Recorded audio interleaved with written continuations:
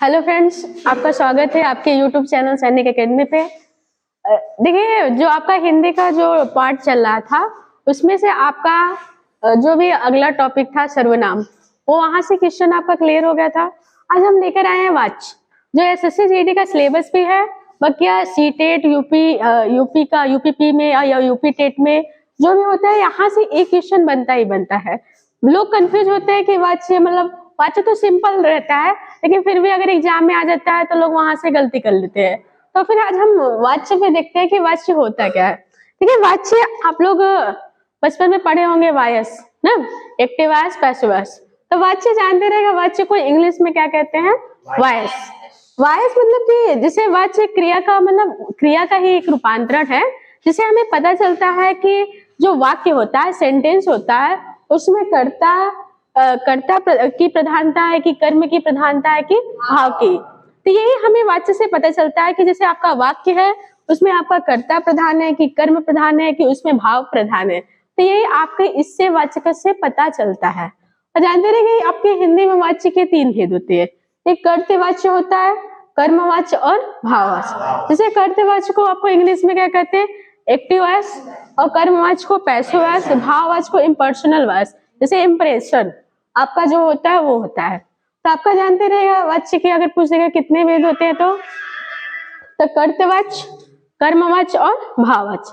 तो पता हो गया वाच्य के कुल कितने भेद होते हैं? कितने? 3। देखिए, हाँ, पहले देखते हैं कर्तवाच्य। कर्तवाच्य होता क्या है? देखिए, इसी में आपका देखिए छिपा हुआ है, आपकी परिभाषा इसी में छिपा है। कर्तवाच्य, कर्ता मतलब कर्ता, जिस वाच्य में जिस वाक्य में आपका कर्ता प्रधान हो उसी को हो हम क्या कहते हैं? कर्तवाच्य। देखिए, आपको अलग से परिभाषा नहीं याद करें, इसी में देखिए दिमाग लगाया करिए, ये नहीं कि हम परिभाषा रटते रटते जाए, कुछ नहीं होता है। आप उसी में अगर सेंस लगा के अगर पढ़ेंगे तो वही चीज आपका क्लियर हो जाएगा। तो देखिए, जब आपका दिमाग कोई चीज अगर लगा लेंगे या फिर कोई चीज अपना सेंस अपना जुगाड़ उसमें डाल देंगे तो वो चीज भूलेंगे नहीं। अगर इसको रट के इतना परिभाषा आप रट के जाएंगे तो कुछ नहीं होगा। जानते रहेगा कर्तवाच्य। देखिए, कर्तवाच्य मतलब कर्ता, जिसमें जिस वाच्य में या जिस वाक्य में कर्ता प्रधान हो उसे ही हम क्या करते हैं? कर्तवाच्य। एग्जाम में सीधे पूछ देता है कि कर्तवाच्य में किसकी प्रधानता होती है? कर्ता की, कर्म की, क्रिया की, भाव की। तो ऐसे एग्जाम में 4 ऑप्शन दे देगा तो पूछ देता है। तो जानते रहेगा कर्तवाच्य में किसकी प्रधानता होती है? कर्तवाच्य में कर्ता की प्रधानता होती है।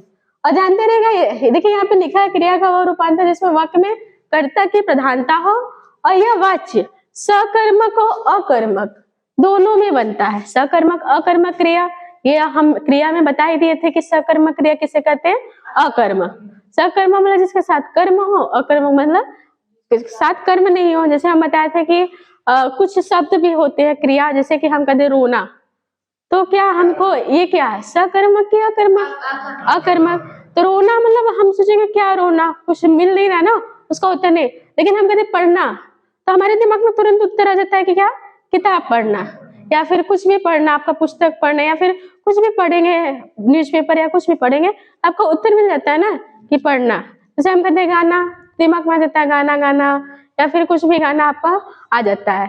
लेकिन हम कहते उड़ना, तो उड़ना में क्या उड़ेगा? कुछ आ रहा है नहीं। तो आपका ये हम आपके क्रिया वाले पार्ट में वीडियो डाल देते हैं, वो सकर्मक अकर्मक, उसमें से अच्छे से हम बता दिए, उसको देख लीजिएगा। फिर बाकी जानते रहेगा यहाँ पे कर्तवाच्य जो होता है सकर्मक और अकर्मक दोनों में बनता है। जैसे हम उदाहरण इसका देखते हैं कि इसका उदाहरण कैसे पता चले कि कर्तवाच्य है कर्मवाच्य। मतलब कि हमें एग्जाम में ऐसे ही दे देगा, वाक्य पूछ देगा इसमें कर्तावाच्य है कि कर्मवाच्य है कि भाववाच्य। तो जानते रहे, जैसे हम कहते हैं कि कर्तवाच्य की पहचान यही होती है कि इसमें विशेष ध्यान रखिएगा कि कर्ता आए, कर्ता के बाद आपका ने आए, जो कर्ता हो उसके बाद आपका ने आए, या फिर शून्य कारक चिन्ह आए, मतलब कोई भी कारक चिन्ह ना हो। जैसे हम कारक पढ़े थे तो कर्ता का कारक चिन्ह क्या होता है? ने। तो कर्ता के बाद आपका ने आए या फिर कोई भी कारक चिन्ह ना आए, वहां पे आपका क्या होता है? कर्ता कारक चिन्ह। जैसे हम कहते हैं सूरज ने दूध पिया, तो हम कहे कौन पिया? सूरज। आपका कर्ता क्या है? सूरज। ये कार्य कौन कर रहा है? सूरज। यहाँ पे कौन सा कारक वाच्य हो गया? कर्तवाच्य ना। देखिए यहाँ पर इसकी पहचान यहाँ है कि नहीं आया ना, तो कर्ता के बाद नहीं आया तो आपका क्या हो गया? कर्तवाच्य। या सिंपल से पूछे सूरज ने दूध पिया, कौन सा वाच्य है? कर्तव्य। तो देखिए जैसे प्रीति गाती है, यहाँ पे तो नहीं आया, फिर हम कैसे पहचानेंगे, लेकिन पूछेगा कौन गाता है तो प्रीति गाती है। तो यहाँ पे भी आपका देखिए यहाँ पे कौन सा कोई भी कारक चिन्ह नहीं आया, तब पर भी वहां पे कौन सा वाच्य होगा, कर्तव्य। जैसे मैं स्कूल गया, कौन गया, मैं गया। तो आपका जो स्कूल गया या फिर गई, तो आपका इसमें भी कौन सा कारक वाच्य होगा, कर्तव्य। जैसे प्रियंका पुस्तक पढ़ती है, कौन पढ़ती है, प्रियंका। तो प्रियंका भी यहाँ पे कौन सा वाच्य हो जाएगा, कर्तव्य। जैसे कहते हैं बच्चा रोता है, तो बच्चा रोता है, कौन रोता है, आपका बच्चा। तो आपका यहाँ पे देखिए कर्तव्य। देखिए यहाँ पे रोता है, यहाँ पे कौन से क्रिया हो गए, सकर्मक या कर्मक, अकर्मक। देखिए बच्चा रोता है, क्या रोता है, उत्तर मिला, या किसको रोता है, नहीं मिला ना। तो आपका जानते रहेगा जब उत्तर ना मिला तो वहां पे अकर्मक। जैसे हम कहते प्रियंका पढ़ती है, क्या पढ़ती है, पुस्तक पढ़ती है, उत्तर मिल गया, यहाँ पे आपका सकर्मक। तो जानते रहेगा जो कर्तवाच्य होता है सकर्मक अकर्मक दोनों में बनता है। इसकी पहचान ये होती है कि कर्ता आपका, जैसे कि हम इसमें तो कर्ता आपका क्या है, मैं के बाद या फिर ने आए, यहाँ पे देखिए ने आया है, या फिर कोई भी कारक चिन्ह आए, वहां पे कौन सा वाच्य होता है, कर्तव्य। फिर बात करते हैं हम कर्मवाच्य की। देखिए कर्मवाच्य दिखाना, कर्म मतलब जिसमें जिस वाक्य में कर्म की प्रधानता हो। हाँ, आपका सिंपल सा है, कर्मवाच्य मतलब जिस वाक्य में कर्म की प्रधानता हो। एग्जाम में पूछा कि कर्मवाच्य में किसकी प्रधानता है, कर्ता कर्म, तो जानते रहेगा किसकी प्रधानता है, कर्म की।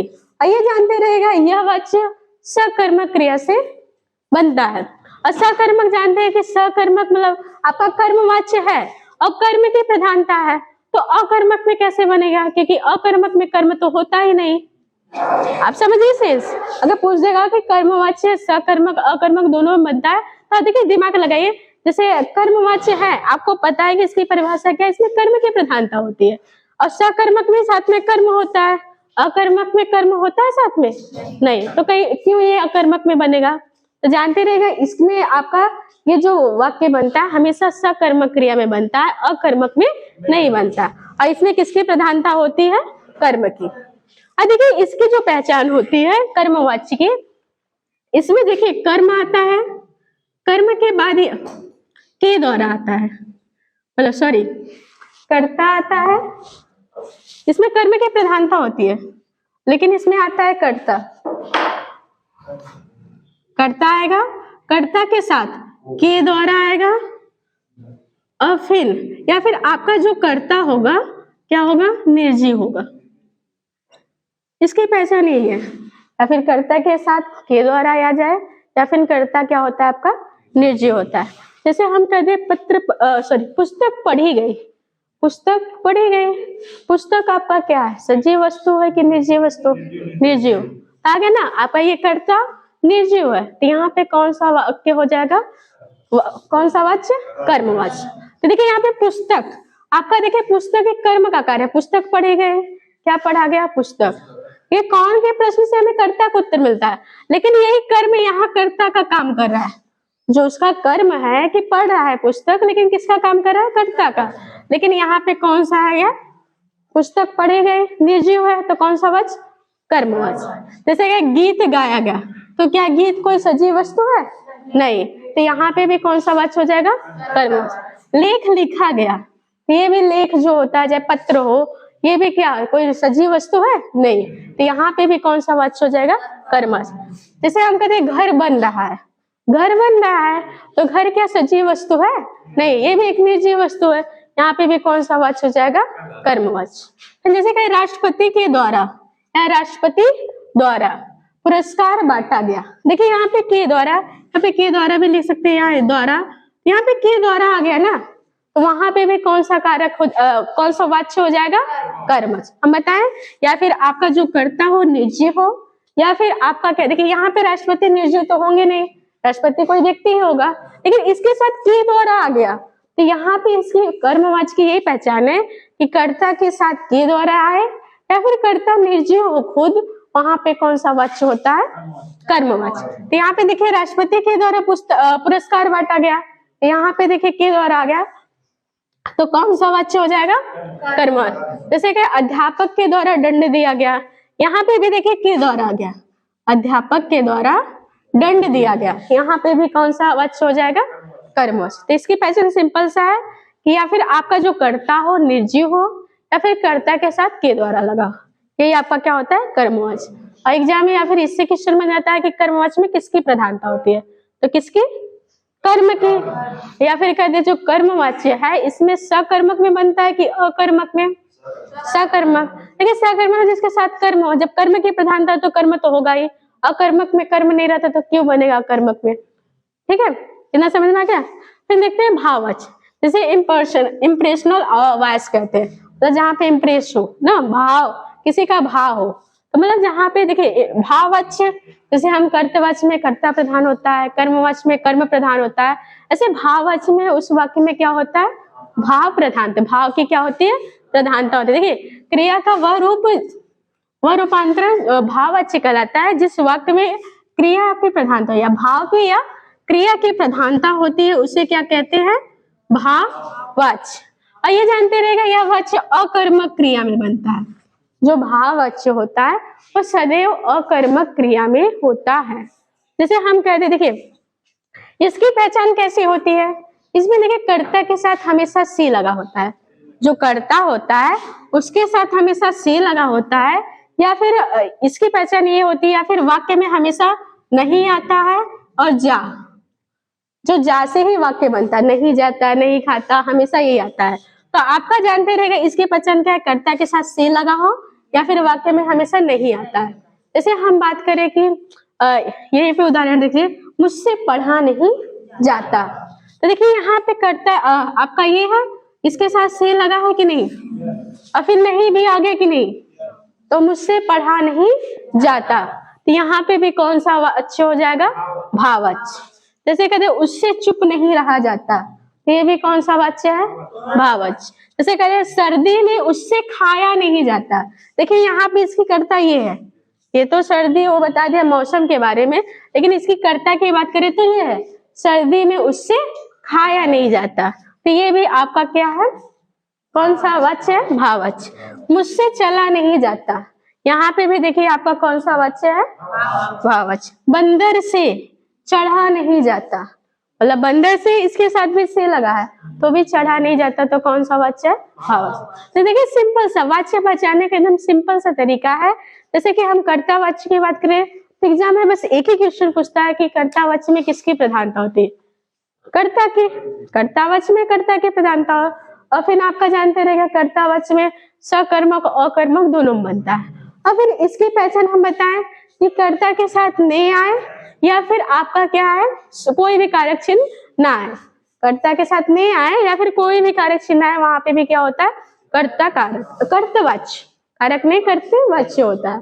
जैसे आपका जैसे या फिर समझिए जो साधारण वाक्य होता है, अगर आपको नहीं समझ में आ रहा है तो जैसे साधारण जो वाक्य होते हैं वो किसमें आते हैं, कर्तवाच्य में। तो देखिए कर्मवाच्य, कर्मवाच्य में हम बताएं जिसमें क्या होती है, कर्म की प्रधानता होती है और हमेशा किसमें बनता है, सकर्मक क्रिया में होता है।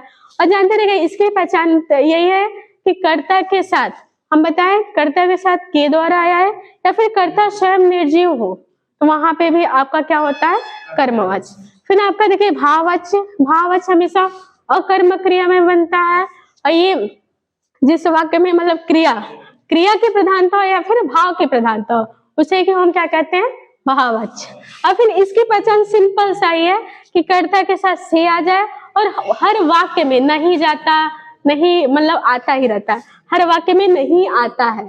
तो जानते रहिए जैसे मुझसे पढ़ा नहीं जाता, हमसे पढ़ाया नहीं जाता, सोहन से दौड़ा नहीं जाता, मतलब हमेशा उसका कोई कोई भाव ना है, मतलब जैसे यही वाला वाक्य हमेशा आता रहे, वहां पे कौन सा होता है, भाववाच्य। इतना सिंपल से समझ में आ गया कि वाच्य में आपको कंफ्यूजन नहीं होगा कौन सा कर्मवाच्य है कर्तवाच्य। और जानते रहेगा ये एसएससी जीडी का सिलेबस भी है, जो आपका एसएससी जीडी का एग्जाम आने वाला है उसका विशेष सिलेबस इसमें है। और क्या सीटेट यूपीटेट यूपीपी में तो आएगा ये क्वेश्चन, लेकिन आपका देखिए एसएससी जीडी का इंपॉर्टेंट यहाँ से क्वेश्चन आएगा। और देखिए आपका जो वाच्य था यहाँ से क्लियर होगा, वाच्य में अगर आपके एग्जाम में पूछता है तो यही से पूछता है और इससे बाहर नहीं पूछेगा। सिंपल सा हम बताए ना कि क्वेश्चन कहाँ से बनाता है, ये बनाएगा या फिर वाक्य देगा, वही आपसे पूछ देगा कि क्या होता है। और फिर अगर ये जो आपको हम बताएं, देखिए अच्छे से बताएं, इसको अलग से बताने की जरूरत नहीं है। हम लोग नोट से बनाते चलेगा, हम बार बार कहते आ रहे हैं कि नोट से बनाते चलिए, मतलब मैं कह रही हूँ तो उसका कोई उद्देश्य ही होगा ना कि नोट से बनाने के फायदे क्या है। तो नोट से बनाते चलिए, आपके लिए अच्छा होगा। और फिर ये वीडियो को आप लोग ज्यादा से ज्यादा शेयर करिएगा, ताकि मतलब लोगों के पास ये वीडियो पहुंचे और फिर वो लोग भी देखें।